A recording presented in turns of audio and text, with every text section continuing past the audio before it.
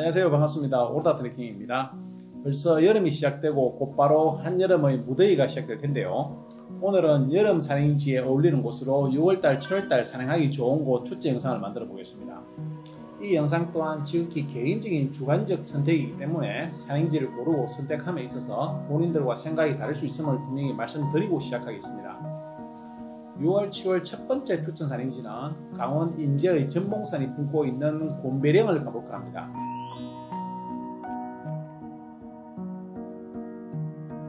5월부터 야생화 천국이 시작되고 11월 단풍이 물들 때까지 수많은 야생화가 피고 지기를 반복하는 천상하원이 펼치게 됩니다. 곰배령을 오를 수 있는 곳은 진동리와 기둔리 두 곳에서 입상과 원점 회기 코스로 진행이 되는데요. 두 곳 모두 사전 탐방 예약제로 실시되고 있습니다. 주의할 점은 진동리 쪽 예약은 숨나들이 홈페이지에서 예약을 하셔야 되고 기둔리 방향은 국립공원 홈페이지에서 예약되고 있는데 반드시 본인이 예약한 방향에서만 입산이 가능하다는 점 잘 확인하셔야겠습니다. 진동리 방향이 인기가 많기 때문에 예약이 좀 어려운 편이고 기둔리는 상대적으로 예약이 좀 여유롭다고 볼 수 있습니다. 산행 코스가 크게 차이 나는 것 같지는 않고 양쪽 모두 비슷한 숲길과 계곡을 끼고 오르게 되겠습니다. 또 곰배령 정상에서는 같은 조건으로 탐방이 이루어지기 때문에 별 의미는 없지만 다들 진동리가 좀 더 알려진 동네라 선호하는 것은 사실입니다. 저는 오늘 기둔리 방향에서 오르는 코스를 간단히 소개하겠습니다. 기둔리 국립공원 탐방소에서 9시부터 11시 사이에 예약 확인을 마치고 인도길로 10분 정도만 진행하면 바로 숲길이 시작되고 계곡을 끼고 오르게 되겠습니다.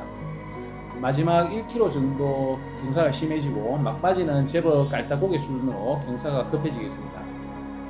기둔리 입구에서 곰배령 정상까지는 3.7km, 여유있게 2시간에서 2시간 30분 정도면 오를 수 있고 곰배령 정상에서도 1시간 정도면 충분히 둘러볼 수 있습니다. 이 코스는 계곡과 원시림의 울창한 산림과 곰배령의 시원한 바람 덕분에 한여름에도 최상의 좋은 산행 코스가 되겠습니다. 다음 두 번째는 강원 정선의 가리왕산을 추천합니다.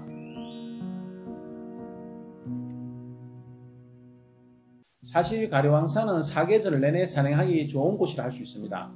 겨울 눈꽃 산행지로도 멋지고 가을 단풍은 말할 것도 없고 그럼에도 여름 산행지로 추천한 이유는 장구목골 오른길에서 만나는 이끼계곡 때문인데요. 6월달부터 수량이 많아지거나 비가 내린 이후에 가시면 아주 멋진 이끼계곡을 만나볼 수 있습니다. 정선의 58번 국도변의 장구목골 입구에서 9개의 이끼 폭포를 지나는 이끼계곡은 한여름의 더위가 오싹할 만큼 시원함과 청량함을 주는 코스이기도 하지만 정상까지 4.2km 구간에서 고도를 1200m 가까이 올려야 되기 때문에 전체적으로 경사가 심한 편이라 볼 수 있습니다. 정상에서 하산은 어흥골 계곡을 통해 휴양림 방향으로 내려갈 수도 있고 아니면 중봉까지 능선 진행 후에 다시 한번 휴양림으로 내려가는 길이 있습니다. 이도 아니면 휴양림 반대쪽 수감교 방향으로 1시간 정도 희미한 산길로 내려서다가 만나게 되는 산림도로에서 다시 왼쪽으로 40-50분 정도 진행하다가 장구목이골로 원점 회귀할 수 있습니다. 총 7시간 정도 되겠고 차량 해수가 편하고 내려가면서 다시 한번 이끼계곡을 통할 수 있기 때문에 중봉에서 수강교 방향으로 내려가는 코스를 추천합니다. 자세한 코스 설명은 저희 가리왕산 영상편에서 충분히 감을 잡을 수가 있겠습니다. 세 번째는 역시 여름하면 지리산을 빼놓을 수가 없는데요. 지리산 산행을 가장 많이 하는 계절 중에 하나가 여름이라는 사실을 의외로 생각할 수 있는데요. 지리산은 어떤 코스든지 장거리 코스이기 때문에 해가 조금 긴 계절을 선택할 수밖에 없습니다. 또 모든 하산길 대부분 시원한 계곡이 주는 바로 아래에서부터 시작되기 때문에 여름 계곡 산행으로 함께 할 수가 있습니다. 성삼제에서 노고단까지 그늘이 별로 없는 인도길이 초반에 조금 짜증나겠지만 이후 지리산 추능 숲길을 걷는 매력과 반야봉에서 펼쳐지는 일망무지의 거침없는 조망과 노봉이 짙게 배인 지리산천을 한눈에 보고 볼 수 있습니다. 당일 산행으로 지리산 균형을 가장 여유있게 걸어볼 수 있는 코스라는 점에서 매력이 있고 또 9km가 넘는 하산길의 뱀사골 계곡 역시 여름 코스로 손색이 없다 할 만하겠습니다. 특히 하산길의 뱀사코 계곡은 경사가 심하지 않음에도 산세나 골이 깊고 울창한 수림까지 더해서 시원함까지 함께하게 되겠습니다. 성삼제에서 노고단까지 1시간 만에 오른 후에 다시 반야봉까지 5.5km는 반야봉 오르기 500m 직전까지는 큰 업다운이 없는 무난한 길이고, 반야봉을 가파르게 30분 오른 이후부터는 삼도봉을 넘어 화계제까지 1시간 정도면 되겠습니다. 화계제에서 뱀사코 계곡을 통해 반선 주차장까지는 10km, 4시간 가까이 짙은 계곡 숲길을 완만하게 내려서게 되고, 성삼제에서 총 19km, 8, 9시간은 좋게 잡고 진행하는 게 좋습니다.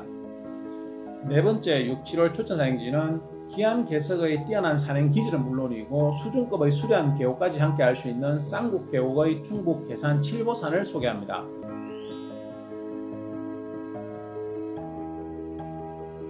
물론 많이들 알고 있는 산이지만 처음 가보는 분들은 물론이고 다시 찾는 분들도 누구나 좋아할 만한 6, 7월 산행지가 아닐까 생각됩니다. 우리나라를 대표하는 피서계곡으로 유명한 쌍국 계곡은 쌍곡 마을에서 제수리제까지 약 10km 구간의 계곡을 말하는데요. 오늘 코스에서 쌍곡 계곡은 들머리와 날머리뿐 산행 중에 만나는 계곡은 쌍곡 계곡 안쪽에 있는 살구 나무골 계곡이 되겠습니다. 속리산 국립공원 근역이기 때문에 등로가 잘 정비되어 있고 안내 표시도 잘 되어 있기 때문에 길 찾는 것은 초행이라도 그리 어렵지 않습니다. 쌍곡 계곡 뜻바위 입구에서 청석제까지 오른 다음에 완만하지만 꽤 재밌고 느륵바위가 절대한 남는길로 진행되겠습니다.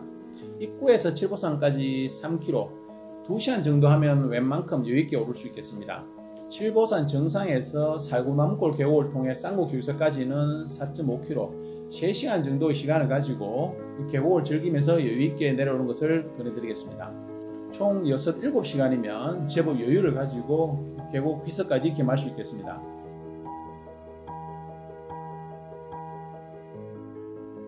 다섯 번째는 문경의 대야산을 여름 피서 산행지로 추천합니다.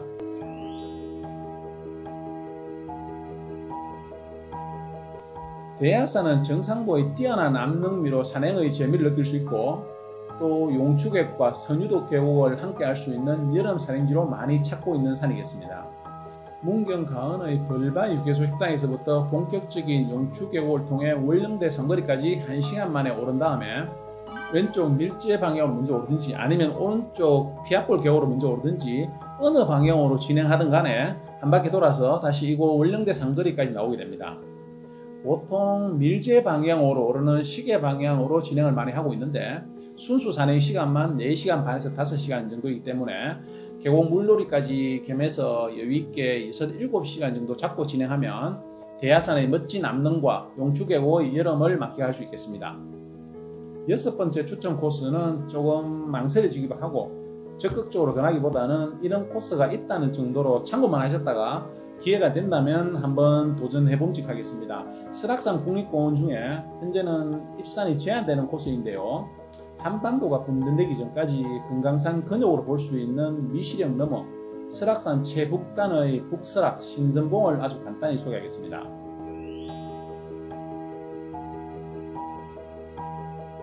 설악산 대지도를 보면 미시령 넘어 국립공원 경계 최북단에 신선봉이 있는데요. 백두대간 마지막 구간의 상징이기도 한 신선봉은 금강산 12,000 봉우리 중에 남쪽의 첫 봉우리라 할 수 있습니다. 미시령 고개마루에서 절개지 능선길을 통해 들머리를 삼아 오르는 길은 제 영상 신선봉편에서 볼 수 있고 다른 코스는 미시령 넘어 고성 토성면의 화암사에서 수바위와 성인대를 거쳐 상봉까지 3, 4시간 만에 오른 다음에 여기서부터는 역시 제 영상 신선봉편에서 동일하겠습니다. 총 12에서 14km 넉넉히 8, 9시간을 가지고 진행하시면 되겠습니다. 그리고 하암사 둘레길을 통해 수바위 성인대 하암사를 돌아보는 코스는 정상적인 탐방로이고 2, 3시간 초보 코스로 상당히 매력적인 코스를 할 수 있습니다. 속초 여행을 오시면 2, 30분 거리에 하암사가 있기 때문에 하암사 둘레길을 한번 돌아보는 것도 좋은 여행이 될 수 있을 것 같습니다.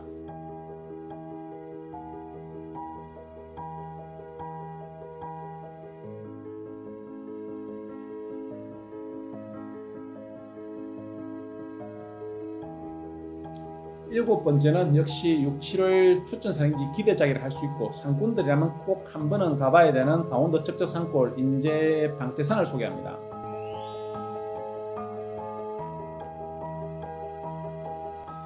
아무래도 무더운 여름에는 계곡 위주의 시원한 산행지를 찾게 되는데요. 방태산이야말로 계곡은 물론이고 햇빛이 감히 침범하지 못할 원시림이 뒤덮여 있고 등산에 올랐으면 알프스가 부럽지 않은 강한한 초원감마저 가지고 있는 여름 최고 산행지를 할 수 있습니다. 산행 들머리를 방태산 자연휴양림으로 삼았을 때 이란폭포가 있는 젓가리골에서 극양석길을 통해 방태산 주옥봉을 먼저 오른 다음에 반시계 방향으로 구룡득봉을 돌아서 다시 휴양림으로 내려오든지 아니면 반대로 돌아 휴양림으로 내려오는 원점회기 6-7시간 코스가 일반적인 코스를 할 수 있습니다. 방태산을 좀 더 깊숙한 코스로 진행을 하고 싶다면 좀 까다롭고 난이도가 있긴 하지만 방태산 정상에서 휴양림 반대쪽 한이동 계곡으로 내려가 보면 아주 신비로운 방태산을 경험하게 되겠습니다. 방태산에는 두 개의 정상이 있는데요. 하나는 앞쪽에 설명한 1404m의 주옥봉 방태산, 그리고 서쪽으로 2시간 정도 떨어져 있는 1435.6m의 깃대봉 방태산 정상이 있습니다.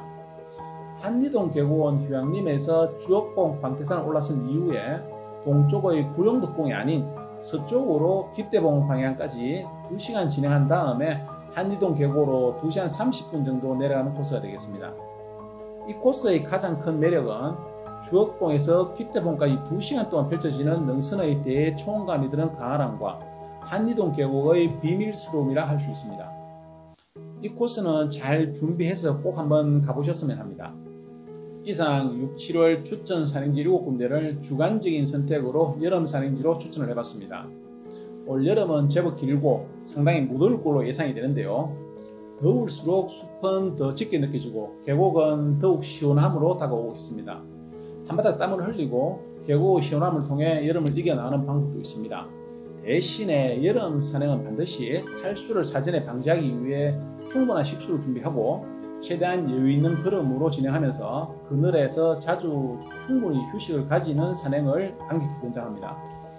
오늘도 영상 끝까지 시청해 주셔서 대단히 감사드리고 영상 내용이 조금 틀리거나 각자의 생각과 다를 수 있다는 점 양해를 부탁드리겠습니다. 지금까지 오르다였습니다. 감사합니다.